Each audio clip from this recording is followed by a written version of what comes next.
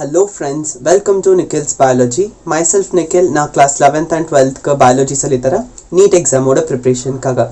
Inik video la nama digestion of food pati paakporo. So digestion of food vandu nama NCERT reading la paakporo because this is a crash course. Okay, let's begin the video. Digestion of food la pathina first enna solranga pathina the process of digestion is accomplished by mechanical and chemical processes. So நான் உங்களுக்கு ஏற்கனவே இதை பற்றி explain பண்ணியிருக்கேன். So food வந்து எப்படி digestion ஆகுதுன்னு பார்த்தீங்கன்னா நம்ம பாடியில் ஃபர்ஸ்ட் வந்து பார்த்தீங்கன்னா மெக்கானிக்கலி பிரேக் டவுன் ஆகும். That is done by teeth chewing பண்ணுவோம் இல்லையா, அதை வந்து மெக்கானிக்கல் பிரேக் டவுன் ஆஃப் ஃபுட்டுன்னு சொல்லுவோம்.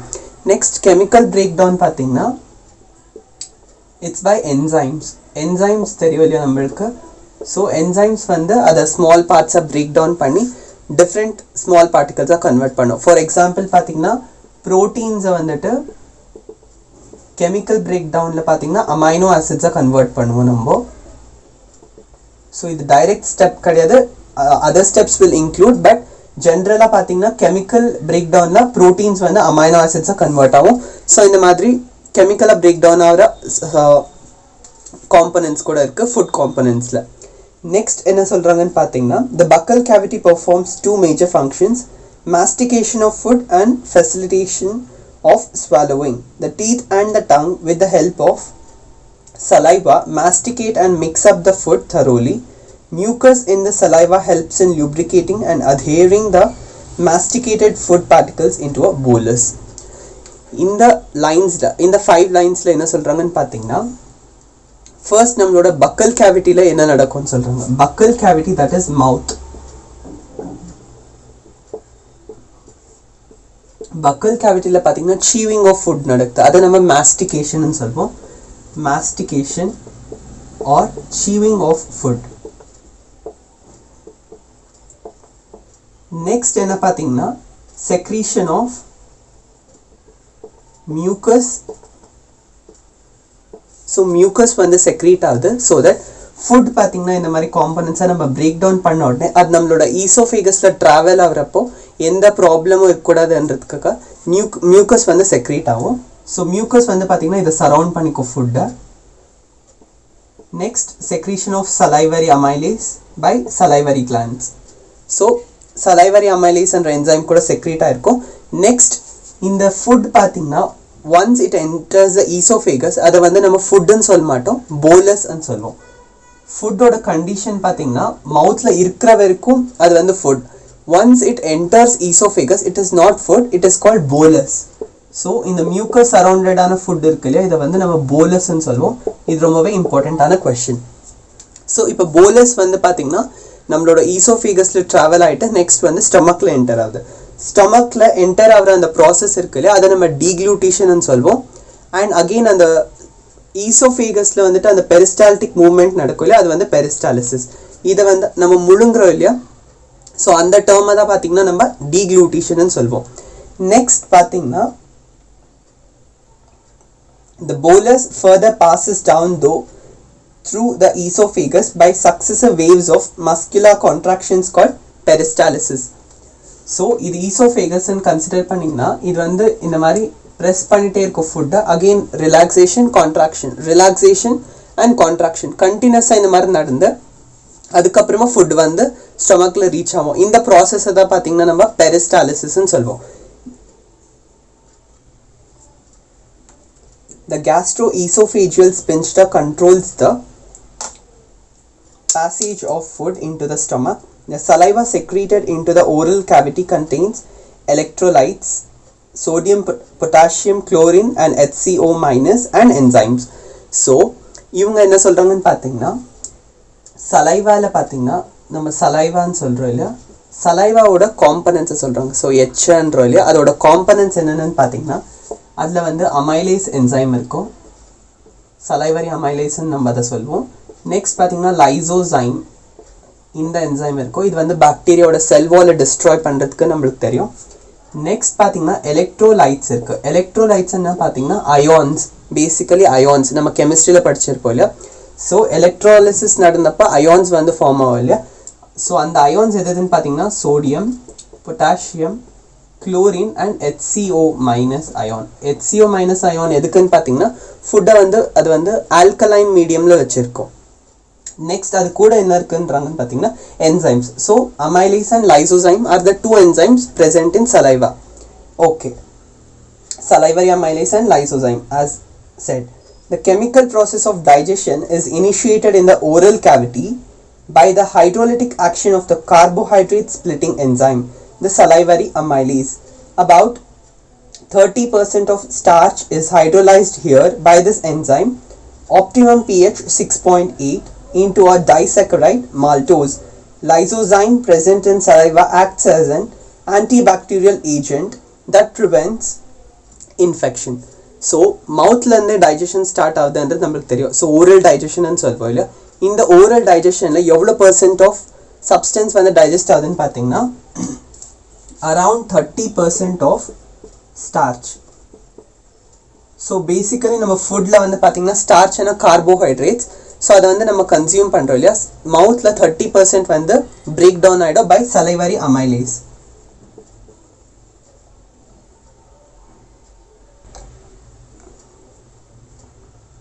Starch is broken down to maltose. So starch பார்த்தீங்கன்னா it's a large molecule. Glucose units இருக்குல்ல C6H12O6 இந்த மாதிரி நிறைய குளுக்கோஸ் மாலிக்யூல் சேர்ந்து தான் ஸ்டார்ச் வந்து உருவாகும். இதை வந்து நம்ம டைசக்கரைடை கன்வெர்ட் பண்ணுறோம். டைசக்கரைடுனா 2 சுகர் யூனிட்ஸ். ஸோ ஸ்டார்ச் வந்து பார்த்தீங்கன்னா பாலிசக்கரைட், சக்கரைடான சுகர் யூனிட்ஸ், பாலியானா அதிகம். மால்டோஸ் பார்த்தீங்கன்னா டைசக்கரைட். ஸோ வெறும் 2 சுகர் யூனிட்ஸ் மட்டும்தான் இருக்கும். ஸோ இந்த ஸ்டார்ச்சை பார்த்தீங்கன்னா நம்ம டைசக்கரைடாக கன்வெர்ட் பண்ணுறோம் with the help of enzyme called amylase or salivary amylase enzyme. இந்த enzyme பார்த்தீங்கன்னா இதோட pH வந்து பார்த்தீங்கன்னா around 6.8 இருக்கும். So slightly acidic medium. Okay. Next, the mucosa of the stomach has gastric glands. Gastric glands have 3 major types of cells, namely mucous neck cells, peptic or chief cells, parietal or oxyntic cells. So salivary amylase digestion ஆச்சு. Food வந்து அதாவது bolus வந்து பார்த்தீங்கன்னா ஸ்டொமக்கை enter ஆச்சு. ஸ்டொமக்கில் என்ன நடக்குதுன்றது நம்ம பார்க்கலாம். So ஸ்டொமக்கில் 3 types of cells இருக்குது. ஃபர்ஸ்ட் பார்த்தீங்கன்னா மியூக்கோஸ் நெக் செல், நெக்ஸ்ட் பெப்டிக் ஆர் சீஃப் செல், லாஸ்ட்டாக பார்த்தீங்கன்னா parietal ஆர் ஆக்சென்டிக் செல். இந்த 3 செல்ஸுமே தான் பார்த்தீங்கன்னா ஸ்டொமக்கில் வந்து டைஜஷன் நடத்தும். ஃபர்ஸ்ட் நம்ம வந்து ஹிஸ்டாலஜியில் பார்த்துருக்கோம். ஸ்டொமக்கில் இருக்கிற 4 லேயர்ஸ் வந்து பார்த்திங்கன்னா இந்த மாதிரி இருக்கும், நம்ம எல்லாருக்குமே தெரிஞ்ச விஷயம். So mucosa, submucosa, muscularis and serosa. இதில் மியூக்கோசா லேயரில் பார்த்திங்கன்னா கிளாண்ட்ஸ் இருக்கும். அதில் மியூக்கஸ் வந்து செக்ரீட் பண்ணிகிட்டே இருக்கும். எதுக்குன்னு பார்த்திங்கன்னா mucus secretion because peptic cells பார்த்திங்கன்னா HCl வந்து செக்ரீட் பண்ணும். Yes, no, not peptic cells, parietal cells பார்த்தீங்கன்னா அது வந்து HCl செக்ரீட் பண்ணும். HCl செக்ரீட் பண்ணிச்சுன்னா இட்ஸ் அ ஆசிட். ஆசிட் வந்து நம்ம ஸ்டொமக்கில் இருக்க செல்ஸை டேமேஜ் பண்ணக்கூடாதுன்ட்டு மியூக்கஸ் வந்து செக்ரீட் ஆகுது. மியூக்கஸ் செக்ரீட் ஆன உடனே பார்த்தீங்கன்னா இந்த ஸ்டொமக் இருக்கு இல்லையா, இந்த ஸ்டொமக்கோட லேயர் ஃபுல்லு மியூக்கஸால் சரௌண்டடாக இருக்கும். ஸோ தட் இந்த செல்ஸ்க்கு வந்து எந்த டேமேஜுமே நடக்காது. பெப்டிக் செல்ஸ் பார்த்தீங்கன்னா பெப்சினோஜனை செக்ரீட் பண்ணும், பெப்சினோஜன். parietal cells பார்த்தீங்கன்னா HCl plus intrinsic factor secrete பண்ணும், intrinsic factor. ஸ்டொமக்ல மேஜரா என்ன நடக்கும்னு பார்த்தீங்கன்னா போலஸ் வந்து என்டர் ஆச்சு. போலஸ் மேல பெப்சினோஜன் இந்த என்சைம் வரும். But it is not an activated enzyme. Enzyme பார்த்தீங்கன்னா 2 ஸ்டேட்ஸில் இருக்கும். ஒன்று இன்ஆக்டிவேட் ஸ்டேட், நெக்ஸ்ட் வந்து பார்த்தீங்கன்னா ஆக்டிவேட் ஸ்டேட். ஆக்டிவேட் ஸ்டேட் வரணும்னா ஆப்டிமம் pH இருக்கணும் அண்ட் ஆப்டிமம் டெம்பரேச்சர் இருக்கணும். இங்கே HCl செக்ரீட் ஆன உடனே ஆப்டிமம் pH வந்து என்சைம் வந்து அக்வயர் பண்ணும். அதுக்கப்புறம் பெப்சினோஜன் பார்த்தீங்கன்னா ஆக்டிவான பெப்சின் என்சைமாக கன்வெர்ட் ஆகிடும். பெப்சின் வந்து இந்த போலஸில் இருக்கிற ப்ரோட்டீன் டைஜஷனை கம்ப்ளீட் பண்ணும், ப்ரோட்டீன் டைஜஷன். ஸோ இந்த போலஸில் இருக்கிற ப்ரோட்டீன்ஸ் எல்லாத்தையுமே கம்ப்ளீட்டாக டைஜஷன் பண்ணும். அந்த ரியாக்ஷன் எப்படி இருக்கும்னு பார்த்தீங்கன்னா So proteins are converted into dipeptides. டைரக்டா நம்ம அமினோ ஆசிட்ஸ் கன்வெர்ட் பண்ண முடியாது. ஸோ இங்க வந்துட்டு டைபெப்டைட்ஸா கன்வெர்ட் ஆகும். ஸோ போலஸ்ல இருக்க ப்ரோட்டீன்ஸ் வந்து டைஜஷன் ஆகுது. நெக்ஸ்ட் பார்த்தீங்கன்னா the stomach stores the bolus for 4 to 5 hours. So இந்த போலஸ் வந்து ஸ்டொமக்ல எவ்வளோ நேரம் இருக்கும்னு கேட்டிங்கன்னா it's around 4 to 5 hours. Okay, next, the food mixes thoroughly with the acidic gastric juice of the stomach by churning movements of its muscular wall and it's called chyme. இப்போதான் food வந்து once it enter stomach அது வந்து நம்ம போலஸ்ன்னு சொல்லுவோம். போலஸ்லேருந்து stomach வந்து பார்த்திங்கன்னா mix பண்ணிகிட்டே இருக்கும் ஃபுட்டை. சர்னிங் மூமெண்ட்ஸை நம்ம அதை சொல்லுவோம். சர்னிங் மூமெண்ட்ஸ் ஆன உடனே அந்த ஆசிட் வந்து இதில் மிக்ஸ் ஆனப்போ அதை நம்ம கைம்னு சொல்லுவோம். கைம், ஃபுட், போலஸ், கைம். ஸோ இதை 3 நேம்ஸையும் நீங்கள் ஞாபகம் வச்சுக்கணும். எந்தெந்த பார்ட்லன்றதையும் நீங்கள் ஞாபகம் வச்சுக்கணும். நெக்ஸ்ட், கைம் ஃபார்ம் ஆன பிறகு இந்த bro enzyme pepsinogen. So inactivated ஸ்டேட்டில் இருக்கிற அந்த என்சைம் பார்த்தீங்கன்னா ப்ரோ என்சைம்னு நம்ம சொல்லுவோம். That is pepsinogen. The proenzyme pepsinogen on exposure to hydrochloric acid gets converted into an active enzyme, pepsin. The proteolytic enzyme. Proteolytic enzyme is a protein lysis enzyme. Lysis is a breakdown. So protein breakdown enzyme. So this is pepsin is a proteolytic enzyme. So there is nothing a huge problem. Just protein digest pandradala adha proteolytic nu solluvom. Okay. Next பார்த்தீங்கன்னா pepsin converts proteins into proteases and peptones. So dipeptides வந்து next stepல இங்க வந்து பார்த்தீங்கன்னா peptides convert பண்ணுது. Peptides that can be dipeptide or polypeptide and also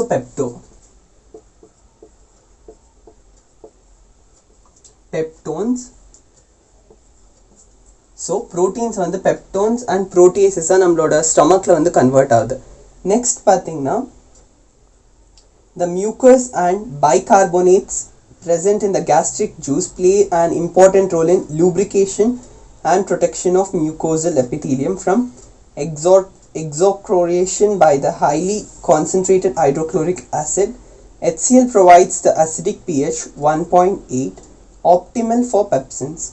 Okay, so in the pepsin enzyme வந்து act ஆகணும்னா எவ்வளோ pH இருக்கணும்னு பார்த்தீங்கன்னா பிஹெச் வந்து அரௌண்ட் 1.8 பிஹெச் வந்து இருக்கணும்.